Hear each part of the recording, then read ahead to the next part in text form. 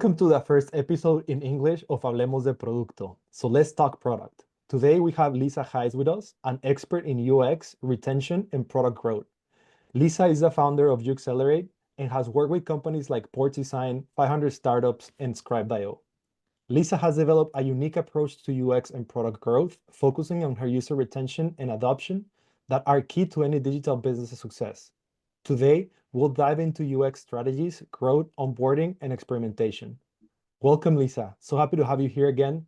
Tell us a little bit about yourself and how you started your career in UX. Hello, hello. First of all, thank you so much for having me, and I'm super excited to be here. I think how my journey started in UX might be a little bit different than from most people. Basically, the first connection that I had with it is in 2021, when I made a major shift from like the business and IT background into the world of UX. Back then, I think I realized two things. The first one was I was in the wrong career. I actually didn't really enjoy having that much of a business background, and I just realized that I needed to do something creative in order to truly enjoy my work. And the second one was that I really was looking for a field where I felt like I could never stop learning. Like that idea of like I was in an what was it, like account executive position before that, and it just felt very repetitive. And to be honest, my first takeaway was that I would never do that again. And I just wanted a field where it was a lot more about exploration and just a constant learning process. So yeah, back then I took a move, what a lot of people call like a crazy move, and took my bags and actually moved to Mexico and dove headfirst into the world of UX. And the plan, honestly, was to stay here for 6 months to like self-study in UX and then get back to Germany and find a real job. And yeah, well, it didn't turn out that. Rather fast forward to today, I'm still here in Mexico. I'm working with a bunch of SaaS companies, SaaS startups from all over the world. And now, yes, I founded Uxcelerate, and I'm also as a mentor here.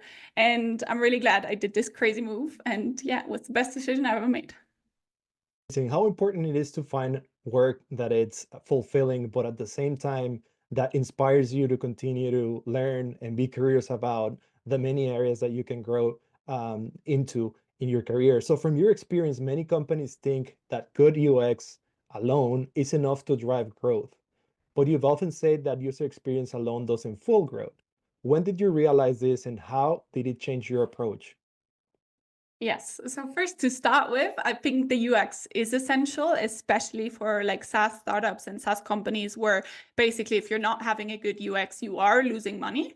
But then it comes back to a point where it's actually, okay, like what is a real success indicator? What does it actually mean to have good UX? I think there is one theory of applying and saying, okay, we have textbook good UX, but is it actually working for our user? So I think at some point I just got to that realization of like, okay, we actually need measurement and optimization systems in place to be even able to say that. And that came out, to be honest, of a key realization and experience that I had when developing the UX for a German startup over a whole year. And then when we launched it, I was super excited to see, okay, like what's actually going on? Are we building the right things now? Are people signing up? And nobody in this company could give me an answer to that. And at some point I got so frustrated and I was like, okay, this is ridiculous. Like we have the users out there. Why don't we know what is actually going on? So I started like diving into user session recordings and also product analytics to finally understand, okay, was there specific pain points they were facing? Was actually everything that we designed working? And based out of these 2 hours, I was looking at stuff. I realized so many takeaways that we later implemented that I was like, okay, I think we have a bit of a hole here. Like people should be looking at this, especially to build for a person that in the end, it's not you, right? So like really to make that connection clear, you got to understand what the user is doing. And I think that was when I started changing my approach. What are some of the most common mistakes that companies make when designing user experiences without considering retention?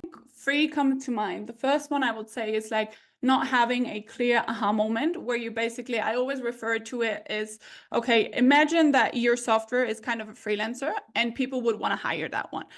would you explain well enough when they go on your website, when they sign up for it, why are you actually the best one for the job? Until you've done that, nothing else really matters. You can later explain them so much more, but this aha moment, like, okay, this is actually a match for me, needs to be clear. And I think a lot of companies are struggling to make that clear in the first place. And also having that tendency of like putting the marketing out, like inviting so many people. I always call it like inviting people to a party, but that idea of like, okay, you send the invites out, but you haven't actually taken care of the product in the back end. So maybe you haven't even gotten drinks for your party, and you can send out whatever you want to, but in the end, it comes down to not a great party if your backend doesn't do a good job at explaining it and a good job at like portraying the product value. So I think these first two are what comes to mind. And maybe the last one is personalization. It might come at a later stage, but like especially now in a world with AI, what happens a lot is that there are so many personalized products, and like for you to actually explain to me well why you're the best product, you first of all got to understand what is going on in my head, what am I actually needing. Absolutely. Personalization is key to make the users and customers feel like home. Boarding processes, what are some of the key factors to help users reach their aha moment as quickly as possible? Yeah, I think the first thing that we got to clarify is that onboarding doesn't mean explaining everything about your product. Because I think a lot of the times it's like, okay, we're going to come in now and then we're going to explain you the 50 features and hopefully later you get started and do everything. I think that's not the case. And that should like kind of shift the mindset to like, okay, you're trying to provide the value fast, which doesn't mean explaining the whole thing. Once they've understood the value, you can explain whatever you want to. This usually comes with like removing unnecessary friction from a bunch of steps. So a lot of the times I do the exercise of literally go through every single screen that you have and take a screenshot in the onboarding and see what's actually necessary for them to understand your value. And like based off of that, you can of course also go, as we already mentioned it briefly, into personalized onboarding and saying, okay, like Canva, for example, they did this where they would ask you for your business need before you would actually do something, because they've realized in their platform that some people wanted to do logos, other people wanted to do presentations, and like based off of their interest, they would need a different journey to understand the value. So like that's kind of something that obviously comes with a bit of an advancement, but it's super, super helpful to just making that value clear. So growth isn't about luck, but about constant testing. How do you approach experimentation in product to improve retention and drive conversion? One thing I like to say first before diving in what the exact approach is that I really resonate with the quote that Jeff Bezos always says of experimentations that we've run is actually like the result of the growth that we've had. And I think this idea of tests and like based off of it, we're really like the chemists trying to figure out the perfect formula. We're failing, we're testing, we're doing it again, but we need to do this iterative process to be able to answer our questions. And that's when I also started developing what's called like the product growth flywheel, where I was basically saying, okay, we need to connect the area of data. First, you got to understand what is going wrong in the first place, then develop a strategy and actually be better at setting KPIs, saying, okay, if it's successful, it would look like this. We have a certain number in place, we have certain things in place, and then you can go and design these things. And the cool thing about the flywheel is that then you go back to the beginning stage, right? So like having done these 3 steps, you could every single iteration you do, you improve what you're doing. So like implementing certain I call them like hypotheses. You could then go and figure out, okay, based off of what we thought it would work, one thing actually did work. Okay, now let's move on to the next problem that we have. And based off of that, yeah, you kind of do this iterative approach. Can you share a real case where you applied a user experience experiment that had a significant impact on product metrics? Yeah, I think one of the recent ones was with a company called Gigstack, where we worked in a bunch of things together, but the main thing that we did is because they had a fortunate problem to have where they were integrated as the first application in Latin America in Stripe. So basically all of a sudden from shifting from a very sales-led onboarding, they were like, okay, if this continues to grow, we have a big problem because we can't really cover 2,000 signups a day and we can't do this anymore. So first of all, we needed to shift to a product-led onboarding. Once we did that, we also realized, okay, tracking this and like laying the foundation out actually shows us 100% what's working and what isn't. And the cool thing is that we had like based off of this service tracking already, so many realizations, how to streamline this onboarding, how to make it easier, and then actually like achieve to get this onboarding completion rate. I think in the beginning was like 16 or 18% to up to 80%. So like actually just making sure that people would understand it and to figure out what pain points we needed to iterate on was having a huge success in terms of how many people actually arrived in the platform. Now, when evaluating UX effectiveness, which metrics do you consider the most important, and what tools do you use to analyze them? Yeah, I love that question. I usually break it down in 3 different areas just because I think sometimes it's hard to say, okay, we have 5 random values and we're going to look at them and hope something gets better. But rather we want to understand, okay, like what's the area that you want to focus on? So first we have like obviously activation and retention, which I think is the most important one for SaaS especially. Then we have kind of usability and friction, where sometimes it's a little bit hard to navigate what's actually happening. And then we have conversion and engagement, right? So especially for the first area, I would say, because that's what most startups or SaaS startups should at least care about, is like how many people activate, so get into our platform, are actually paying customers. And then how long do they stay? So the retention rate of like, okay, what's happening after 30 days? Are they still here? Are they using our product? And with that, obviously the churn rate. So why are they leaving? Are they leaving after how many days? And like what's going on in that aspect? Now, you've worked with both startups and large companies like Port Design. What are the main difference in how they approach user experience and growth? Yes. So I think one of the main things that I would point out is the speed. Actually, there's 3 things. I think first of all, it's like how fast they move, then like how constant the iteration is, and like how fast they also can take decisions, right? Because obviously, if you look at a startup, everything moves fast. That's also the cool thing and what I love about it. The same thing is that they need to iterate constantly because most likely you haven't found a product market fit yet. So like every single time you're throwing something new into the market, you're trying to figure out, are we moving in the right direction? Is this actually like getting us closer to growth? And with that obviously comes like a very quick decision-making process and like a very strong focus on rapid growth. And in enterprises, this is kind of the opposite because they have existed for so much longer. Their decision-making process is also a lot longer because these decisions that they do affect so many people that are already using the thing. And then I would say it also sometimes has a unique touch. So for example, you mentioned like Porsche Design. It wasn't only about the conversion, but they actually a premium experience that aligns with the brand, which sometimes you can't apply certain techniques to because it would go in contra of what they stand for, right? Right. Talking about startups, if you had to give 3 key pieces of advice to founders building their product, what would they be? So the first one I would say, maybe a bit contrary to everything I've said so far, is you should launch fast and actually understand that your idea and what the market needs most likely won't go hand in hand. So there is a good saying that says, if you're not embarrassed to show your first MVP, you've overdone it. And I think that's exactly right. Like figuring out how to test your ideas in the market and how to actually move from there is such an essential piece. That goes with the second one, which is kind of saying, okay, we adopt the win or learn mindset. So everything I've said about iterating, about doing tests, and really going into detail and understanding that value should come first. And the third one might be, okay, you focus on solving a real problem. So right now there's so many shiny objects out there. Everybody wants to develop an AI software. But I would say to be able to be a market leader, you need to understand a real problem so good that nobody else can beat you at it, and just be passionate about fixing it, even if it takes some years to figure it out. But just, yeah, be consistent and actually fix something relevant for people. So product-led growth, this model has gained popularity. How does user experience fit into this model, and what common mistakes do you see in its implementation? I love that question. I think product-led growth is 100% dependent on UX, and sometimes it's kind of like people would forget that part because the whole philosophy of product-led growth is the product needs to sell itself.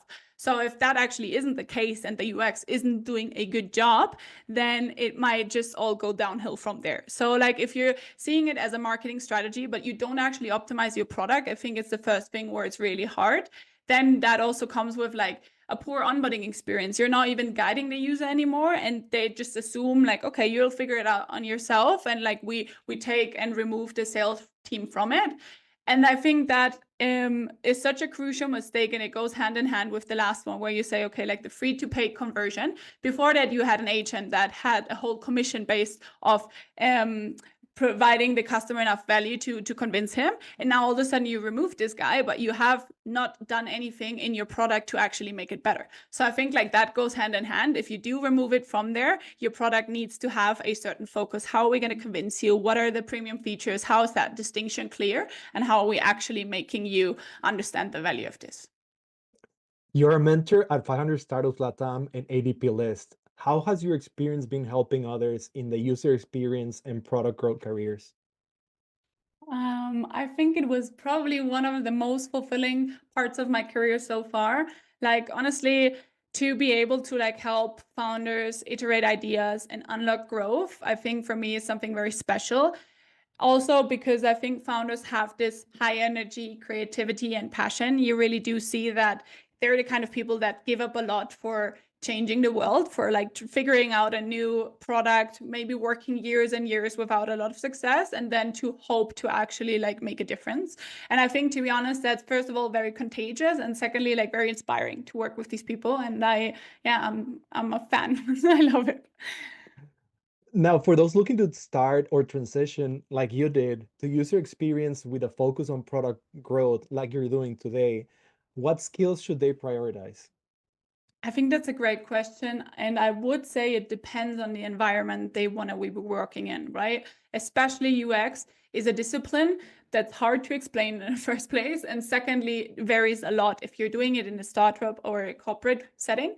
So if you are in a startup, you're trying to be a generalist and really good at like, first of all, understanding UX, but also understanding how it combines into a net of other things like marketing, like data, like we said, even a bit of coding, like understanding if I need something quickly in a startup, most likely I will need to do hands-on stuff myself, right? So like that for me was a discipline that actually helped me a lot just because I already was in the business and data background, and actually was pretty cool to see what you could combine with it.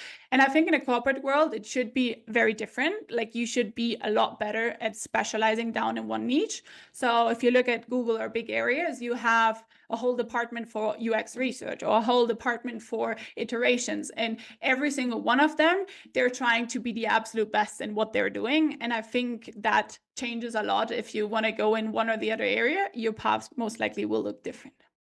I love this hand-on approach and specialization that you talk about depending on the company that you're working on and depending of your role. How do you see user experience evolving in the coming years? And are there any trends do you think will be most relevant? I think that's a great question. To be honest, we're in the most exciting time that probably has ever happened to UX and a bunch of other disciplines as well, because like the combination with AI, I think it definitely changes things. So first of all, as we already said it, like everything is trying to be more adaptive, personalized, and like predictive experiences. Sometimes we want our AI to even like understand, okay, what's going on based off of that, even ideally give us like more clues of what you might need in the future. So all of a sudden that also leads to maybe a little bit less UI, but actually like the user experience, maybe thinking in advance, maybe giving help and steps into more detail. And yeah, I would say it won't be like a zero UI world, but it will definitely move toward more voice, toward more automation and like gesture-based interaction. So like figuring that out and understanding how that influences UX will definitely be a huge one. What's your favorite AI tool? Oh my God, I would say all of them. No, I need to say the basic one. I would say ChatGPT just because I use it every single day, and like it has so many variations of it, and like especially being able to like do your own agents that are for different areas. If you do work by yourself, I highly recommend that because there's a bunch of areas that I have no clue of, and like based off of ChatGPT, I at least get a good starting point. And yeah. It's also my go-to for brainstorming, getting unblocked whenever I know I have to do a task, but can't think of a way of starting it. So I think it's been great for me also to use it on a daily basis. Do you have a favorite prompt or something that you love to use, whether you're communicating with your customers, with your prospects, or even for getting the work done yourself? Yeah, I'd say I think one of my favorites, I don't know if it's a prompt itself, but a little bit of a hack of like giving a bit more background of what the ChatGPT should do, how is his experience in the background, and what are you exactly trying to solve? Like understanding and telling him, like, look, you have this many years of experience, you're trying to solve this background, you're acting as if you were, I don't know, my personal accountant or somebody in that scenario, and like really laying out the groundwork, I think has done wonders for me. One thing I do a lot is like use it for copywriting. Usually we do later have a copywriter in a product that like writes over it again, but it, I would say, it drastically changes how much they need to do and like how happy I am with my own copy based off using it like that. I also like to change things around. And instead of me asking ChatGPT in my prompt, I ask ChatGPT to ask me questions based on the outcome or Genius. deliverable that I'm trying to achieve. So that's Yeah. been working great for me. And it has allowed me to be more compelling with my prompt because sometimes you're looking for a big task, but you want to break it down into smaller pieces. So it's been great doing that, especially for some of my sales work. I am an account executive and I love doing that. I know you mentioned that in the beginning a little bit. It No is offense. somewhat repetitive. I know it's somewhat repetitive, but at the same time, I find a lot of interest and curiosity in talking to other product leaders, product managers, design people that are out there looking for tools that can help them make their life easier. So, Yeah, and Lisa, I'd say it depends on the software. Like you have one of the best softwares that it is interesting and like very design related to work at. If you don't have that background, it then all of a sudden gets more about exchanging emails and rather like being convinced of like, okay, why is this the best fit? And I think at least everything that we've talked about so far, you seem like the most convinced person I've ever seen of Pendo and everything they do, and have convinced me in a lot of senses, and also yeah, just understood how important it is to do that work and to analyze products. So I'm glad that you're doing it. thank you. That's so nice of you. And I know people don't love talking to sales guys, but they do love buying. So my approach to sales is like, I want you to fall in love with what you're buying.